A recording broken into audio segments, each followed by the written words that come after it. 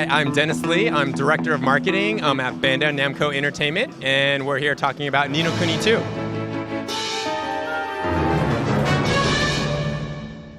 So for the Ni No Kuni series, for Ni No Kuni 2, returning on the development is, of course, Level 5 as the developer, but then also they are bringing back the same team that was behind the first Ni No Kuni game. So Joe Hisaishi is creating the music again for Ni No Kuni 2, which he did an amazing job on the first one.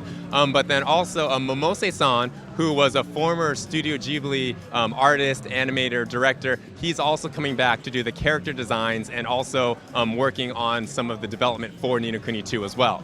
Now, Ni No Kuni 2 takes place in the quote-unquote the Ni No Kuni world again, but it's not the same world as the Ni No Kuni in the original game in Wrath of the White Witch. So you will have some of the same environments. So you will see Ding Dong Dell, which was the very first kingdom that you visited in the original Wrath of the White Witch. That does return, but it's an all-new Ding Dong Dell. It's an all-new world, and the characters are all new and all different.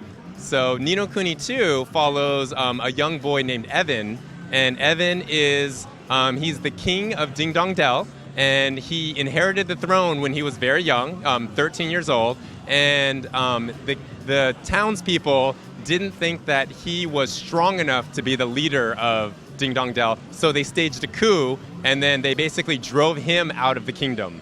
And so the story of Ni No Kuni follows you as the player following Evan as he tries to learn how to become a leader and then also learns how to rebuild his kingdom. We'll build it together. A kingdom we can all be proud of. So Ni No Kuni 2 revamps a lot of the gameplay systems that were in the original Ni No Kuni. So in the original Ni No Kuni, the battle system was done very traditional for a role-playing game where you, on the map, you will encounter a enemy icon and then you load and go into battle. And then that's where you actually do your fighting in real time. For Ni No Kuni 2, there's actually kind of two different modes of how the exploration and the battle systems work. So on the field map, which is like the really big, large environments, you as the player, you're walking around, and at that point, you are touching an enemy symbol, and then you will jump into battle. And then, so it's very similar to the original Ni No Kuni, but once you're in a dungeon or in an area where you're in a specific spot in the game, then the battle system changes completely. So there, you free roam through that whole area.